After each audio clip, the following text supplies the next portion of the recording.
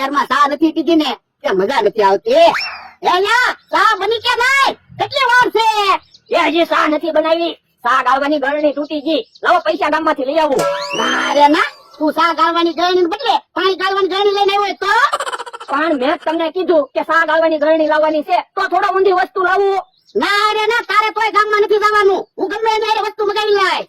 પણ તો તમે સા ગાળવાની ગળણી લાવી દો, બીજા થોડા આપણને ગળણી લાવી દે હે. તું મને હું સમજે? હું 500 વીઘાનો માલિક છું, મને કોઈ કામની ના ન પડે. તો મને ક્યાં વાંધો છે? હું તો ખાટલે બેહું. હે? એ બાપા, ખાટલે નથી બેહવાનું, વાડીનું કેટલું કામ છે. હા એ સા પીને પછી બધું કામ હું કરી નાખીશ. હે કેવો આવે છે? એની હારે સા ગાળવાની ગળણી મગાવી લાવ. એ ચા કઈ બાજુ જા? પાણી ગામ બાજુ જાય છે તો ગામમાં જ જાતા હોય ને. એ ગામમાં જાવ શું છે? એ તો હાલે ને, મારી હાટુ એક સા ગાળવાની ગળણી લેતા આવજે ને. બાપા તું હું કઈ મને પગાર આપે કે હું તારું કામ કરું? આપણ તું ગામમાં જા ને એટલે કહું. એ ગામમાં જાવ છો ને તોય તારી હાટુ સા ગાળવાની ગળણી નથી લાવી. હું કઈ તારો નોકર છું? એમાં કાઠું કાઢે. તો તમે કહેતા હતા હું 500 વીઘાનો માલિક છું, મને કામની કોઈ ના ન પાડે. તે હાટુ કઈ ના પાડી દીધી ને? આ તે ના પાડી દીધી, ના પાડી દીધી, એમાં શું થઈ ગયું? એ આમ થોડું હાલે. તમે 500 વીઘાના માલિક છો. આ તે મારી પાસે 500 વીઘા જમીન હોય ને તો અહીંથી ગમે એ હાલે ને એ બધાને મને બોલાવતું જવું પડે. બધા એમ કે કેમ છો માણસ ભાઈ?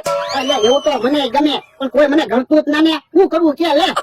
તો પણ મારી પાસે પ્લાન છે તે બધા તમને જમીન હાલે તો. હે ગમે તો મને ગમે જ છે ને. તો અહીંયા દોરી બાંધી દેવી, પછી તમને બધા જમીન જ હાલવાના છે ને. પણ અહીંયા રસ્તામાં થોડી દોરી બંધ થાય. પણ આપણે કહી દેવાનું એમ તો કપડા હુકવવા દોરી બાંધી. આ એમ થાય લે. તો એવું દોરી બાંધી દો. જોજો હમણાં મને બકુડો, મમરાભાઈ, ચીહો, જમરૂક, અમતો બધા નવીન હાલે કે નહીં? યા બળદા દોરી બાંધી દીધી. વાહ ભાઈ વાહ, આવો પ્લાન બનાવ્યો. હું આવો પ્લાન બનાવતો હોય ને તો મારા જ ના ખાવા પડે. હે પણ હવે મારે ખાટલે બેહવા કેમ આવવું? નવીન વિયાર ના રે ના, હું તો તમારી વાડીએ કામે રહેલો છું. હું થોડો તમને નમું. આ તો તું કેમ ખાટલે આવી? ઉભા રહ્યો. ઓ બાપા એટલે જો તો ખોડિયા મને વાગ્યું. તો પણ મારે ખાટલે કેમ આવવું? આપણ નવીન વિયાર એમ તો કહો. ના રે ના, હું તો નમીન આવી જ નહીં. તમે જોવો હમણાં.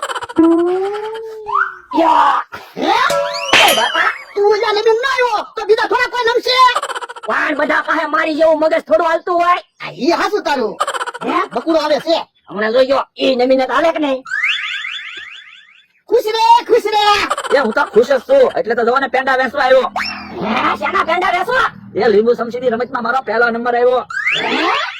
લ્યો પેંડા ખાઓ. હાલો આપણે લીંબુ સમસીની રમત રમી છે.